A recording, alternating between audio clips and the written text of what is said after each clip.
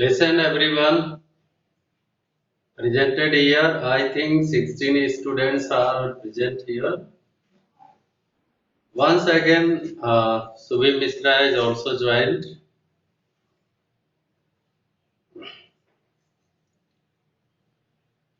Everyone, just say present in your chat box so that I can mention your attendance. Already it has been late. Yes, everyone. Just write present.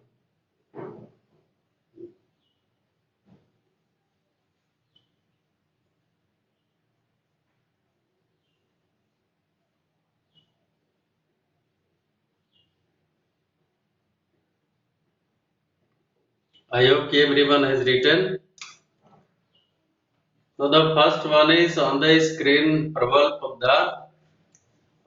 First of all, welcome all of you in the new session. All of you want welcome you in the new session. ये कौन? Ajay Kumar Rawat.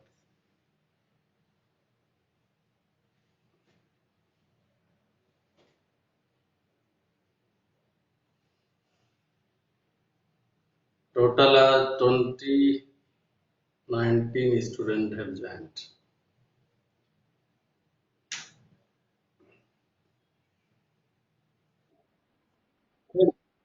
Good morning, ma'am. Listen, student.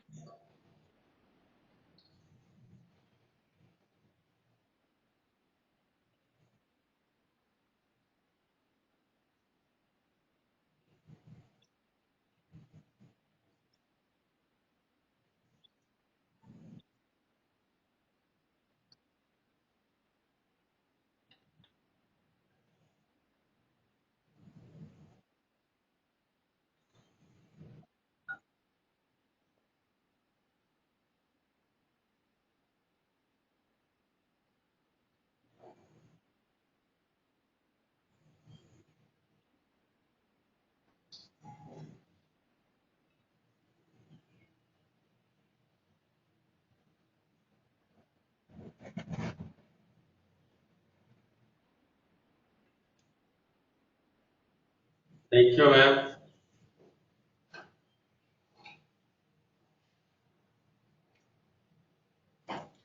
Okay, students. Today's introductory class, so I will just introduce you about the 11th maths and something about that. तो सबसे पहले प्रबल पोद्दार से ही बात करेंगे.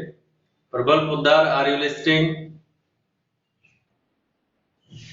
बेटा, कैसा फील हो रहा है आपको जब 11th मैथ्स में एंटर कर रहे हो?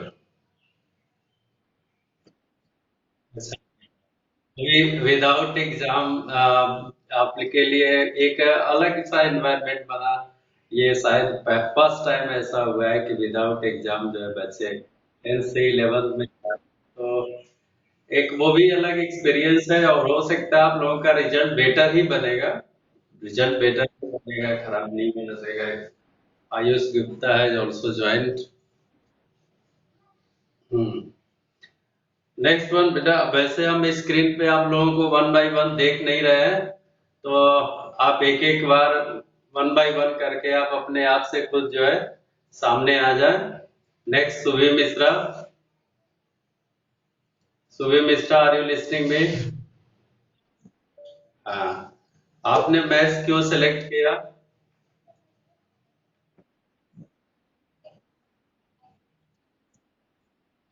कौन से ऑप्शन आपको अच्छा लगेगा मैथ्स में? कौन कौन से ऑप्शन मिलेंगे? हम्म.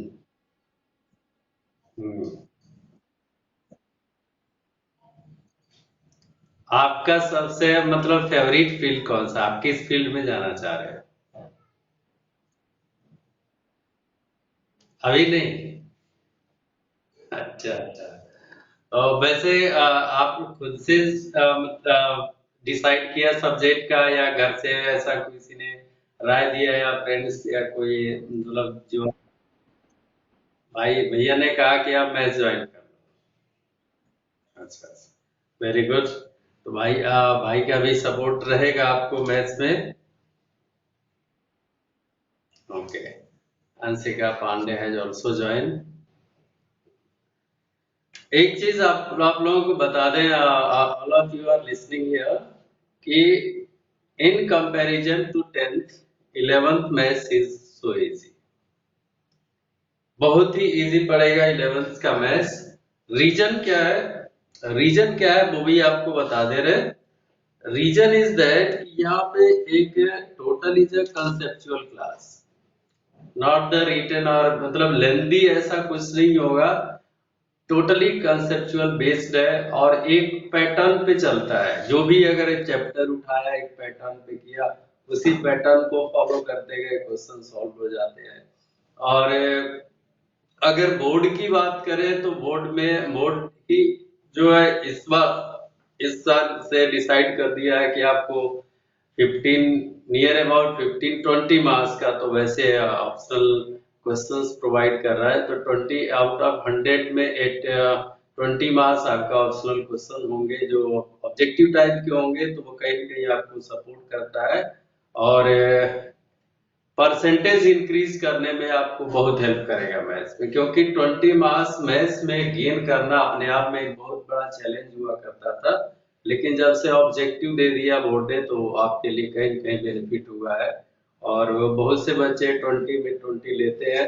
बाकी अगर थोड़ा सा भी मेहनत करते, एक दो तीन चैप्टर भी अगर कर लेते हैं तो 60 क्रॉस कर जाते हैं। तो चैप्टर्स कम ही पढ़ेंगे, एक ही दो चैप्टर पढ़ेंगे, तीन चैप्टर पढ़ेंगे, मतलब एक मिनिमम अमाउंट में मैक्सिमम नंबर्स आप गेन कर सकते हो और स्कोर कर सकते हो। बहुत अच्छा स्कोर आता है यहाँ पे, ठीक है। और syllabus is too short. Book book दो है, कहा जाए बुक जो है दो पार्ट में, वॉल्यूम 1 वॉल्यूम 2 करके है। लेकिन आप जब पढ़ोगे उसको देखोगे तो आपको लगेगा कि in comparison to 10th 11th तो बिल्कुल मुट्ठी में समा जाए, मतलब एक मिनिमम अमाउंट में है। बहुत अच्छा लगेगा आपको, ठीक है। पर बेसिक्स बहुत क्लियर होने चाहिए बेटा। इसमें बेसिक्स अगर क्लियर नहीं हुए तो आपके लिए बहुत टफ होने वाला भी है। 10th और 11th के कंपैरिजन में बात अगर करें तो 10th में क्या है कि एक क्वेश्चन है, उससे न्यूमेरिकल वैल्यूज है, पुट करें आंसर फाइंड करें। यहाँ ऐसा कुछ नहीं होगा। अगर कंसेप्ट है तो कंसेप्ट पे ही क्वेश्चन सॉल्व होगा, क्योंकि किस स्टेप पे कौन सा कंसेप्ट चला जाएगा ये आप नहीं कर सकते। जबकि 10th में ऐसा नहीं था, एक फॉर्मूला रटा, फॉर्मूले पे वैल्यू रखा, वहां पे जैसे टेक्नोमेट्री थी आपकी 10th में।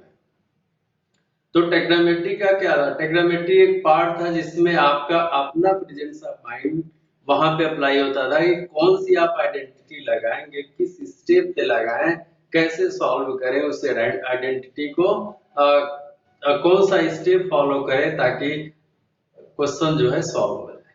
तो सेम यहाँ भी वही चीज है, बस इसमें क्या है कि आपका 11th में टेक्नोमेट्री एक बिग पार्ट में है। बिग पार्ट में कहने का मतलब, अगर 1.1 की बात कर exercise, suppose that टेक्नोमेट्री is chapter 1, तो चैप्टर 1 में ही आपको नियर अबाउट 12 और 15 एक्सरसाइज मिलेंगे। 12 और 15 एक्सरसाइज मिलेंगे। 15-20% कवर करता है टेक्नोमेट्री, और बेस ही 11th की टेक्नोमेट्री है। इसके बाद से चैप्टर्स आपके भगते हैं बहुत तेजी से, और एक एक दो दिन के सारे चैप्टर्स हैं वो सब निकल जाते हैं। मैं इससे पहले कि ज्यादा फोकस आपको सिर्फ और सिर्फ टेक्नोमेट्री पे करना है। टेक्नोमेट्री हालांकि अगर स्कोरिंग पार्ट ऑफ व्यू से देखें तो इस टेक्नोमेट्री में आपका एक जो अदर चैप्टर्स में जो वेटेज आता है सेम वही वेटेज आता है। दो एक मुश्किल से 2 और 3 मार्क्स का वेरिएशंस होता है, पर this trigonometry play a important role when you are going to higher study और you going to for the competition exam, ठीक है। क्योंकि अगर आप 11th में पढ़ रहे हो, 11th मैथ्स ले रहे हो, तो डेफिनेटली आप आगे जा करके मैथ्स आप यूटिलाइज करोगे अपने कंपटीशन के लिए। तो टेक्नोमेट्री आपका वहां पे रोल प्ले करता है, क्योंकि this is the use of टेक्नोमेट्री in coordinate geometry also and मतलब इन एवरी फील्ड। आपके कौन कौन से आपका सब्जेक्ट फील्ड में नाम दे, लेकिन जहां भी जाओगे जो है टेक्नोमेट्री आपको यूज करना पड़ेगा। तो बेसिक कंसेप्ट क्लियर करके चलना। Next one, so we have Devesh Pandey. Devesh Devesh Pandey, I think he is not here. Jackie Ahmed, Jackie is also not. हाँ जैकी बोलो। How why you have decided to take maths? क्योंकि आप तो क्लास के सबसे मतलब एक एनर्जाइज स्टूडेंट्स रहे हो और काफी एक्साइटेड रहे हो, ब्लैक बोर्ड पे आके करते थे, बहुत अच्छा लगता था। अंदर से खुशी फील होती थी कि कोई एक तो बच्चा है जो ब्लैक बोर्ड पे पहले से तैयार बैठा है कि आने के लिए। तो आपका वही जुनून यहाँ 11th में मिलेगा, या फिर कोई कहीं कंप्रोमाइज करेंगे आप अपने जुनून से, या हटेंगे पीछे? पहले तो आप बताओ। अच्छा, सबसे पहले तो बताइए, आपने 11th ज्वाइन 11th में मैथ्स लिया क्यों? क्या वजह रही है? आप मजा आता है? अरे वाह, वेरी गुड, क्या आंसर दिया बेटा, बहुत अच्छा। जिस काम में अगर इंटरेस्ट आ जाए तो उससे बढ़िया कोई बात नहीं हो सकती है। और जब इंटरेस्ट है तो डेफिनेटली डेवलपमेंट तो होना ही होना है। No doubt. शैलेंद्र सिंह आया है, आज also join. Aditya, next one Aditya. आप बताइए, आप आदित्य मीन्स वही तो आप सॉल्व करते थे अक्सर पेपर पेपर वगैरह, या कोई और आदित्य? अच्छा, कोई बात नहीं। आप अपने माइक, हाँ आपकी आवाज आप अपनी आवाज, Aditya,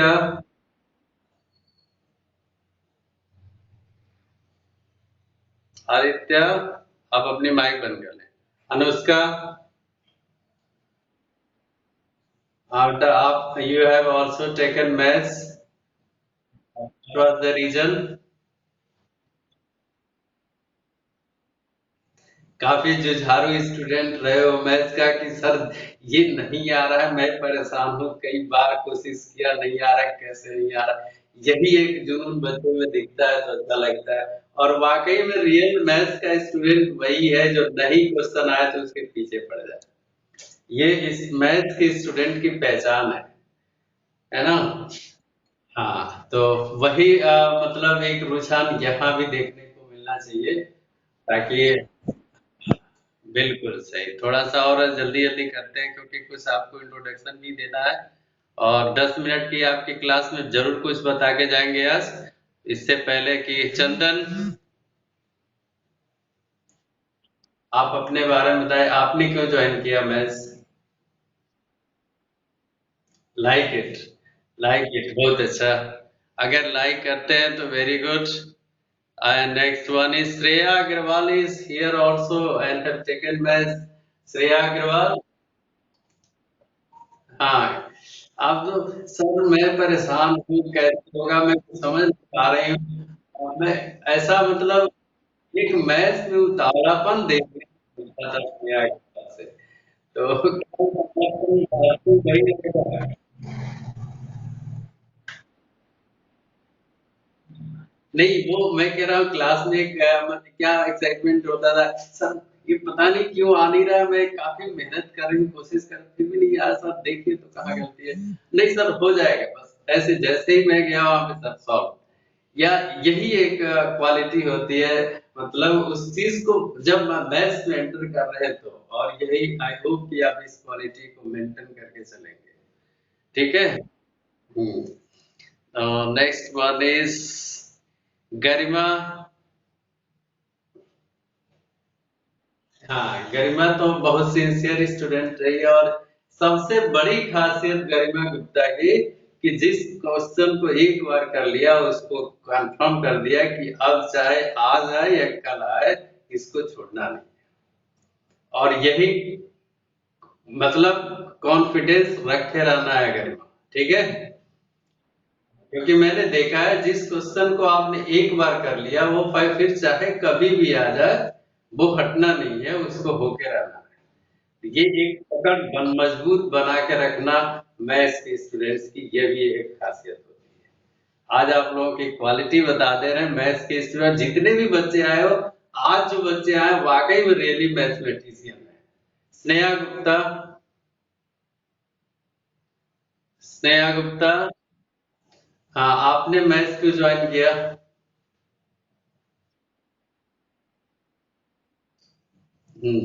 Which type of field would you like to take from as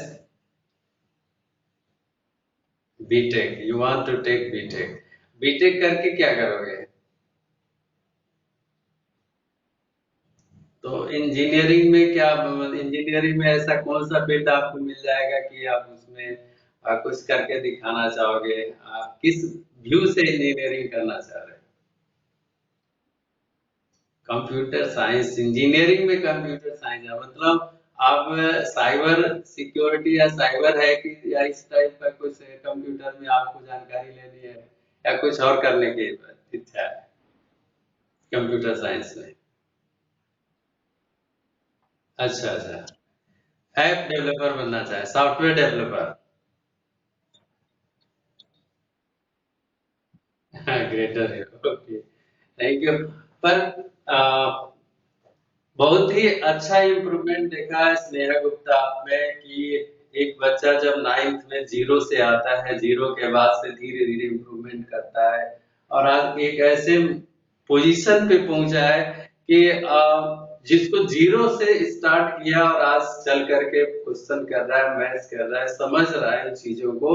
और सबसे बड़ी बात जो मैंने देखा कि जो हर एक क्वेश्चन का ब्रैकेट लगा के चलना, ब्रैकेट कहाँ पे देना है, कॉमा कहाँ पे सेपरेट करना है, कब किस टर्म को अलग करना है, ये चीजें मैथ्स में बहुत मायने रखती हैं। क्योंकि जब अलजेब्रा का पार्ट करते हैं तो कहाँ ब्रैकेट, कौन से टर्म का ब्रैकेट होना है वो बहुत मायने रखता है। बहुत बच्चे क्या करते हैं, ब्रैकेट कहीं और लगाना है, लगा कहीं और दिया, माइनस का बदले प्लस हो गया।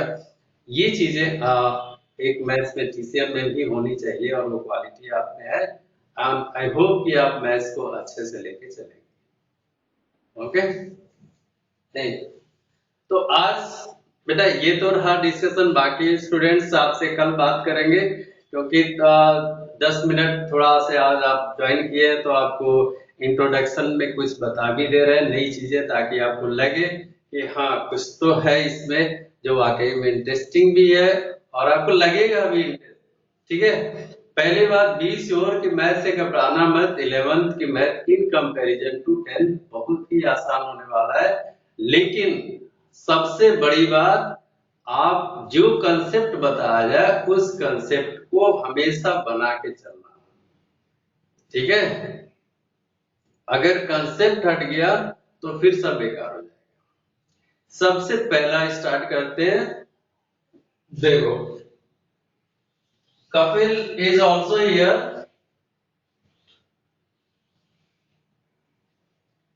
Kapil Singh, Kapil Singh, are you present? Kapil has joined, na? I think he has left.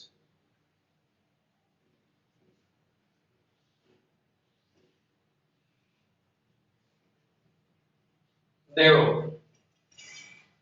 Note भी कर लेना इसको, ठीक है। आप इसको नोट भी कर लेना क्योंकि एक तरह से आपका स्टार्टिंग भी है, इंट्रोडक्शन भी है, चीजें चलती रहेंगी।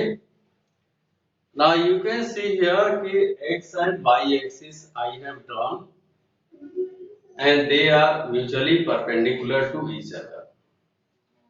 If what there are four regions are divided, first quadrant, second quadrant, third quadrant, and fourth quadrant. Clear? Now from the origin in the right hand side, if it comes 0, 2 pi 4 pi 6 pi and so. ध्यान देना, अगर origin से right side में x axis के direction में 0, 2 पाई 4 पाई 6 पाई, आप क्या देख रहे हैं 2 4 6, मतलब इवन पाई का इवन मल्टीपल चल रहा है, पाई का इवन मल्टीपल चल रहा है। इसको जनरली यू में से 2n pi, n belongs to z। Two, इसको देखो 2n, 2 का मल्टीपल चल रहा है तो n के जगह पे जब 0 रखोगे यहाँ पे तो 0 आ जाएगा, n के जगह पे जब 1 रखेंगे तो 2 into 1, 2 into 1 2 पाई, n के जगह पे 2 रखेंगे तो 2 2 जा 4 पाई, n के जगह पे 3 रखेंगे 2 3 जा 6 पाई, n के जगह 4 रखेंगे 2 4 जा 8 पाई। बात समझ में आ रहा है? तो 0, 2 पाई 4 पाई 6 पाई एंड ऑनवर्ड। अगला कौन सा आ जाएगा?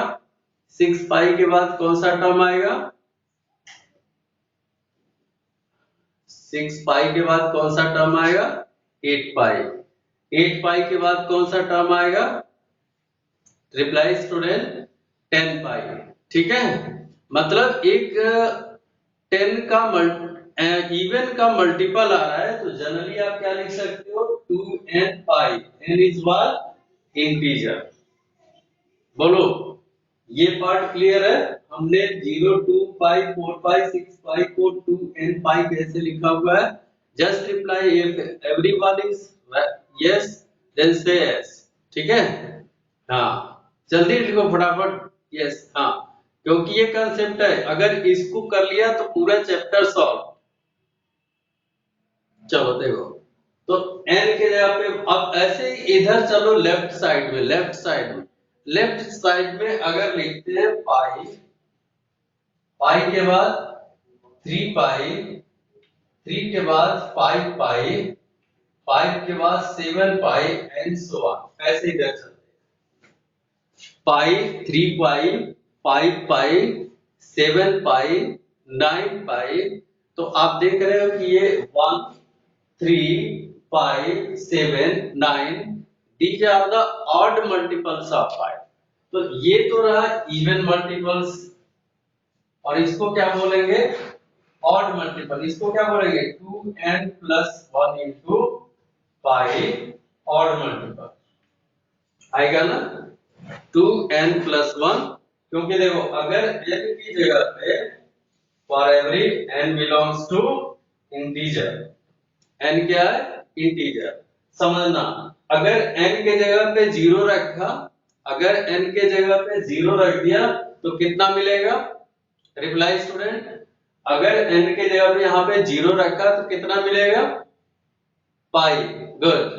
अगर n के जगह पे 1 रखा तो 1 के n के जगह पे 1 रखा तो 3 पाई।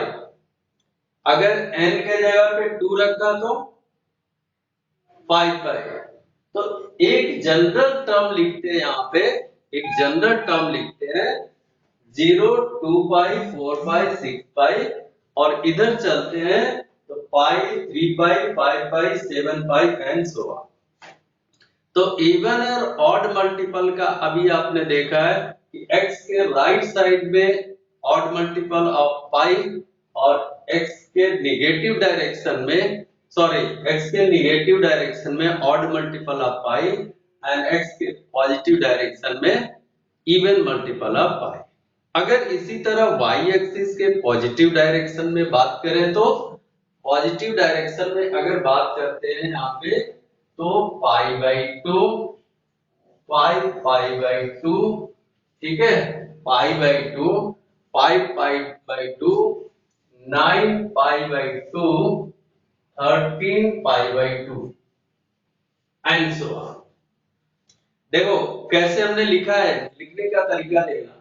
पाई बाई 2 में पाई में मतलब 1 में 4 ऐड किया, 5 आ गया, 5 में 4 ऐड किया, 5 4 9 आ गया, 9 में 4 ऐड किया 13 आ गया। अगला बोलो कितना आएगा?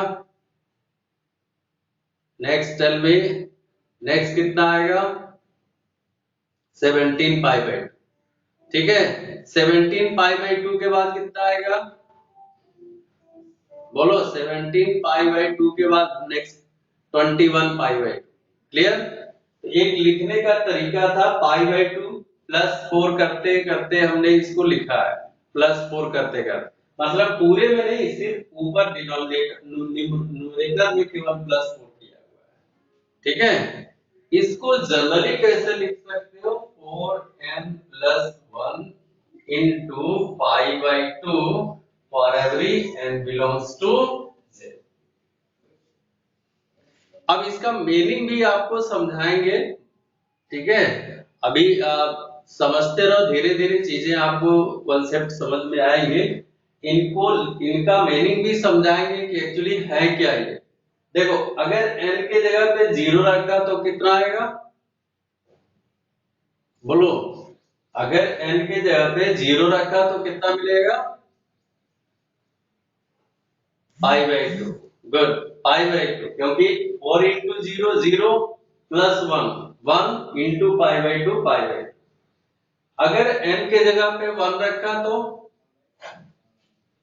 n के जगह पे 1 रखा तो 5 पाई बाई 2, क्योंकि 4 इंटू 1 और plus 1, 4 into 1 4 plus 1 5 into pi by 2।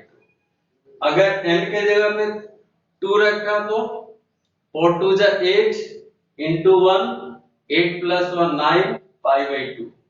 अगर 4 के जगह n के जगह पे 4 रखा 3 रखा तो 4 3 जा 12 और प्लस 1 13 पाई बाई 2।